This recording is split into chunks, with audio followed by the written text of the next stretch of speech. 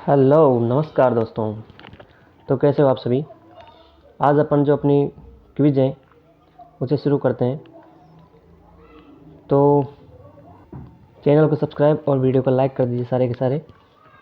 शुरू करते हैं। पहला प्रश्न, राजस्थान राज्य में चौहान राजपूत शासकों ने कौन सा क्षेत्र संबंधित नहीं है। ये चौहान राजपूत शासक हैं, उनसे कौन सा क्षेत्र संबंधित नहीं है। Option A Kota, B Bundi, C Sirohi, D Jaisalmer.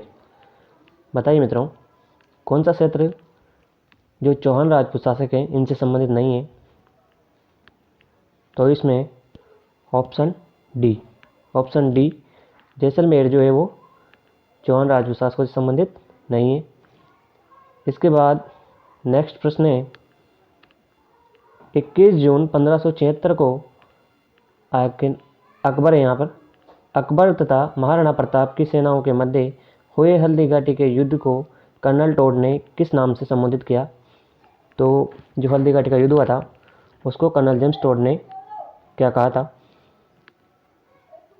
Mewar की थर्मोपोली, पानीपत का युद्ध, गोगुंदा का युद्ध या खमनौर का युद्ध। बताएं मित्रों। तो इसमें मेवाड़ की थर्मोपोली, जो कर्नल जेम्स टोड है उन्होंने हल्दी घाटी के युद्ध को मेवाड़ की थर्मोपोली कहा था, और जो दिवेर का युद्ध हुआ था उसको उन्होंने मेवाड़ का मैराथन कहा था। इसके बाद जो गोगुंदा का युद्ध है वो हल्दी घाटी के युद्ध को कहते हैं, खमनौर का युद्ध भी हल्दी घाटी के युद्ध को ही कहते हैं।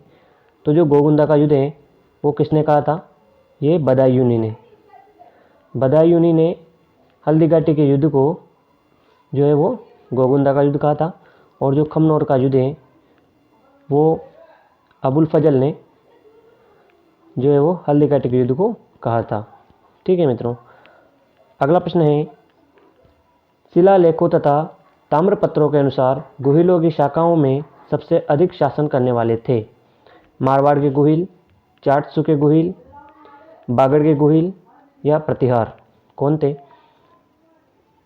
तो गुहिलों की शाखाओं में चाकसू के गुहिल जो है वो सबसे अधिक शासन करने वाले थे। अगला प्रश्न है, यदि कोई पर्यटक राजस्थान राज्य में आहट सभ्यता के उस भाग को देखना चाहे जहां उसके अवशेष मिले हैं तो आप उसे ले जाएंगे। तो इसमें जो आहट सभ्यता है वो कहाँ पर है, जयपुर में, जोधपुर में, उदयपुर में या फिर जैसलमेर में। बताइए मित्रों, आहट सभ्यता कहाँ पर स्थित है। तो ये उदयपुर में जो है वो आहट सभ्यता स्थित है। अगला प्रश्न, गुहिल के पिता का नाम था, जो मेवाड़ के गुहिल थे उसमें गुहिल ने जो गुहिल वंश की नींव डाली थी 566 ईस्वी में, तो गुहिल के पिता का नाम क्या था। नामादित्य, बालादित्य, विक्रमादित्य या शिलादित्य। तो जो गुहिल के पिता थे वो गुजरात के वल्लभी के शासक थे, और वो शिलादित्य। ये जो गुहिल हैं जिन्होंने मेवाड़ में 566 ईस्वी में गुहिल वंश की नींव रखी थी, तो ये गुहिल शिलादित्य के पुत्र थे, और ये गुजरात के वल्लभी के शासक थे शिलादित्य। अगला प्रश्न है, हमीर की विजयों का विस्तृत विवरण मिलता है। हमीर महाकाव्य, वीर विनोद, नैनश्री ख्यात, कानड़देव प्रबंध। हमीर की विजयों का विस्तृत विवरण किस ग्रंथ में मिलता है। तो ये अपने को हमीर महाकाव्य जो कि नैनचंद्र सूर्य के द्वारा लिखा गया है, इससे अपने को हमीर की विजयों का विस्तृत वर्णन मिलता है। अगला प्रश्न है, हुरडा सम्मेलन 17 जुलाई 1734 को बुलाया गया। किस राजा ने हुरडा सम्मेलन बुलाया था। राज सिंह ने, सवाई जयसिंह ने, मान सिंह ने या माधो सिंह ने। किसने बुलाया था। जो है वो सवाई जयसिंह ने बुलाया था। जब राजस्थान में मराठों का जो उपद्रव है वो काफ़ी बढ़ गया था, तो उससे परेशान होकर के और मराठों से संघर्ष करने के लिए सवाई जयसिंह ने हुरडा सम्मेलन बुलाया था 17 जुलाई 1734 को। इसके बाद अगला प्रश्न है, खींचीवाड़ा के नाम से कौन सा क्षेत्र प्रसिद्ध था। जो खींचीवाड़ा है इसके नाम से कौन सा क्षेत्र प्रसिद्ध है। अजमेर, मांडलगढ़, गागरोन या मालवा। कौन सा क्षेत्र प्रसिद्ध है दोस्तों। तो ये गागरोन। गागरोण जो है वो खिची राजवंशों का दुर्ग है और यहीं पर जो है संत पिपा इन्हीं से संबंधित है, गागरोण से।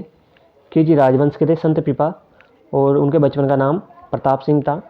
ठीक है, अगला प्रश्न है, हमीर महाकाव्य के अनुसार युद्ध में सफलता की आशा न रहने पर हमीर ने अपना शीश काटकर अर्पित किया था। तो हमीर महाकाव्य के अनुसार हमीर ने अपना शीश कहाँ काटा था? भगवान विष्णु को, भगवान गणेश को, भगवान राम को या भगवान शंकर को? किसे समर्पित किया था? जो जालौर के कानड़ देव चौहान के पुत्र थे हमीर, उन्होंने जब अलाउद्दीन खिलजी ने जालौर पर आक्रमण किया था 1311 ईस्वी में, तो हमीर ने अपना शीश कहाँ काटा था? तो भगवान शंकर के सामने जो है वो हमीर ने अपना शीश काटा था। और दोस्तों कई जगह अपने को जो आशापुरा माता हैं, आशापुरा, वो भी देखने को मिलता है, क्योंकि जो जालौर के चौहान शासक थे उनकी कुलदेवी थी आशापुरा माता। तो बहुत सी किताबों में ये मिलता है कि हमीर ने जो है वो अपनी कुलदेवी के सामने अपना शीश काटा था। तो ये भी आपको ध्यान रखना है। अगला प्रश्न है, ईस्ट इंडिया कंपनी अफीम का निर्यात करती थी, तो किसे करती थी ईस्ट इंडिया कंपनी अफीम का निर्यात? श्रीलंका को, जापान को, जर्मनी को या चीन को? किसे करती थी? तो जो ईस्ट इंडिया कंपनी है वो चीन को जो है वो अपनी अफीम का निर्यात करती थी। अगला प्रश्न है, खानवा के युद्ध में सांगा की पराजय का मुख्य कारण था? जो खानवा का युद्ध लड़ा गया था तो उसमें सांगा की पराजय का मुख्य कारण क्या था? इसमें बाबर की तुलुगमा पद्धति, सांगा की सैनिक कमजोरी, सलादी तंवर का विश्वासघात या सांगा में रणकौशल का अभाव? बताइए मित्रों, क्या कारण था सांगा की हार का? तो ये बाबर की तुलुगमा पद्धति। जो बाबर था उसने इस युद्ध में तुलुगमा पद्धति का प्रयोग किया था और यहाँ उसने गोला बारूद का भी प्रयोग इस युद्ध में किया था। तो ऑप्शन ए सही हो जाएगा। अगला प्रश्न है, सांगा ने ईडर उत्तराधिकारी संघर्ष में हस्तक्षेप किया क्योंकि सांगा ईडर राज्य पर अधिकार करना चाहता था, मेवाड़ की सीमा पर शक्तिशाली राज्य की स्थापना करना चाहता था, ईडर को मुस्लिम आधिपत्य से बचाना चाहता था, तक शासक नियुक्त करना चाहता था। तो कौन सा कारण है जिस वजह से सांगा ने ईडर उत्तराधिकारी संघर्ष में हस्तक्षेप किया था? तो ऑप्शन बी सही हो जाएगा इसमें। मेवाड़ की सीमा पर शक्तिशाली राज्य की स्थापना करना चाहता था राणा सांगा।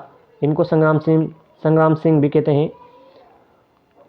अगला प्रश्न है, राजस्थान राज्य में अजमेर में मेयो कॉलेज की स्थापना कब की गई थी? तो अजमेर में जो मेयो कॉलेज है, लॉर्ड मेयो के नाम पर इस कॉलेज का नाम रखा गया है। तो ये कब की थी? 1857 में, 1870 में, 1875 में या 1880 में? कब की गई थी मित्रों? तो मेयो कॉलेज की स्थापना 1875 ईस्वी में की गई थी। अगला प्रश्न, ब्रिटिश आधिपत्य काल में जयपुर न्याय की अंतिम अदालत थी? अपील न्यायालय, इजलास, सर्वोच्च न्यायालय या महकमा खास? तो इसमें ऑप्शन डी सही हो जाएगा, महकमा खास। महकमा खास जो है वो ब्रिटिश आधिपत्य काल में जयपुर न्यास की अंतिम अदालत थी। अगला प्रश्न है, राजा सामंतों को संबोधित करते थे, यहाँ पर सामंत आएगा, सामंतों को किस नाम से बुलाते थे राजा? काका जी, वाप जी, नाम संबोधन या अधिराज जी? तो बताइए मित्रों, इसमें से कौन सा ऑप्शन सही होगा? तो जो राजा हैं वो सामंतों को काका जी या काकोसा कह के बुलाते थे। इसके बाद अगला प्रश्न है, पन्नाधाय और दुर्गादास के जीवन से जो विशेष प्रेरणा मिलती है वह कौन सी प्रेरणा मिलती है अपने को पन्नाधाय और दुर्गादास के जीवन से? धोखा न देने की, सेवा भाव की मार, साहस एवं धर्म, देश के लिए बलिदान? तो कौन सी प्रेरणा मिलती है? तो इससे अपने को देश के लिए बलिदान, देश सर्वोच्च है, देश के लिए बलिदान की प्रेरणा अपने को इनसे मिलती है। दुर्गादास राठौड़ जिन्होंने जो है वो अजीत सिंह जी को बचाया था, औरंगजेब से, और जो पन्नाधाई हैं उन्होंने मेवाड़ के उदय सिंह जी को बचाया था, और ये जो अजीत सिंह जी वो जोधपुर के थे। ठीक है मित्रों, अगला प्रश्न है चित्तौड़ में किस वंश का शासन था? बिल्कुल सिंपल प्रश्न है दोस्तों, किस वंश का शासन था? चौहान वंश का, राठौड़ वंश का, परमार वंश का या गोहिल वंश का? किस वंश का था? तो चित्तौड़ में जो है वो गोहिल वंश का शासन था। गोहिलादित्य ने 566 ईस्वी में गोहिल वंश की नींव रखी थी। शीलादित्य के पुत्र थे गोहिल। अगला प्रश्न, गणेश्वर सभ्यता का संबंध किस नदी से है? तो जो गणेश्वर सभ्यता है सीकर में, तो किस नदी से संबंधित है ये? किस नदी के किनारे बसी हुई थी? कांतली नदी के, सिंधु नदी के, आहड़ नदी के या सरस्वती नदी के? बताइए मित्रों। तो जो गणेश्वर सभ्यता है ये कांतली नदी के किनारे बसी हुई थी, और गणेश्वर सभ्यता को ताम्रयुगीन सभ्यता की जननी भी कहा जाता है। यहाँ से जो है मछली पकड़ने का कांटा वो भी मिला है। अगला प्रश्न है मुगल राजपूत मित्रता का श्री गणेश किसने किया था? तो जो मुगलों ने राजपूतों से जो मित्रता की संधियाँ की थी उसका श्री गणेश किसने किया था? मान सिंह ने, अकबर ने, हुमायूं ने या मालदेव ने? किसने किया था मित्रों? तो ये अकबर ने जो है वो मुगल राजपूत मित्रता के लिए हाथ बढ़ाया था। अगला प्रश्न, राजस्थान राज्य में हुरडा सम्मेलन कब हुआ था? 1530 को, 1576 को, 1741 को या 1734 को? बताइए दोस्तों। मराठों से तंग आकर के जयपुर के महाराजा सवाई जयसिंह सेकंड ने जो है वो हुरडा सम्मेलन किया था, तो ये 17 जुलाई 1734 को हुआ था। अगला प्रश्न है राजस्थान राज्य में गिरिसुम्मेल का युद्ध लड़ा गया था। तो गिरिसुम्मेल का युद्ध जो जेता कोपा मालदेव, तो ये मालदेव और शेरशाह सूरी के मध्य लड़ा गया था। जेता और कोपा जो मालदेव के सेनापति थे उन्होंने ये युद्ध लड़ा था। मालदेव तो यहाँ से चले गए थे। अगला प्रश्न है मुस्लिम आक्रमण से पूर्व राजस्थान के सभी शासक कहलाते थे? क्या कहलाते थे? राजपुत्र, क्षत्रिय, राजपूत या रायपुत्र? तो बताइए मित्रों क्या कहलाते थे? ये क्षत्रिय कहलाते थे। मुस्लिम आक्रमण से पूर्व जो राजस्थान के शासक थे वो क्षत्रिय कहलाते हैं। अगला प्रश्न है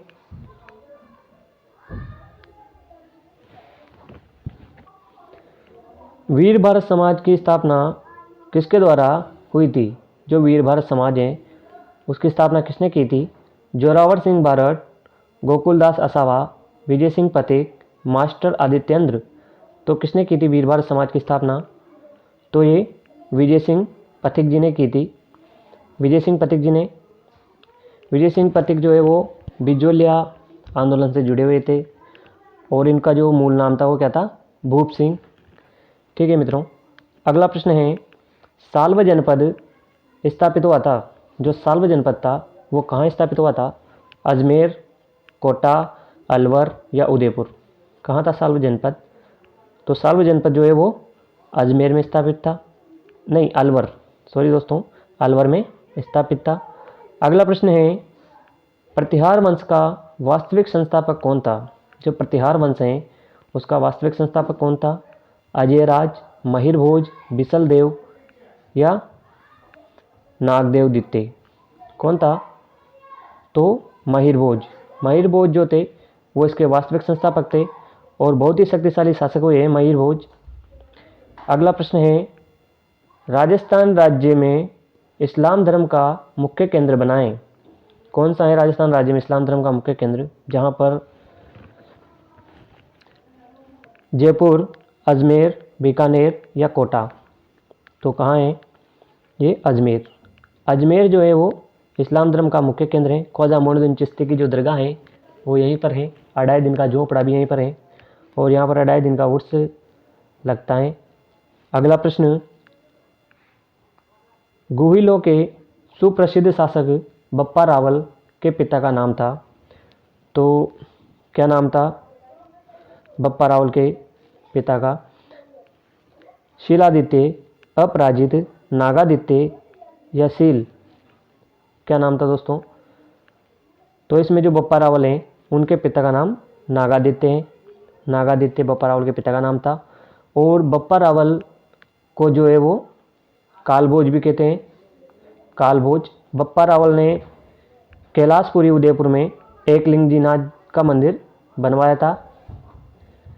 ठीक है, अगला प्रश्न है, ठीक है दोस्तों, तो ये कुछ महत्वपूर्ण प्रश्न थे। अगर आपको वीडियो पसंद आई है तो वीडियो को लाइक कीजिए और चैनल को सब्सक्राइब कीजिए। ठीक है मित्रों, नमस्कार।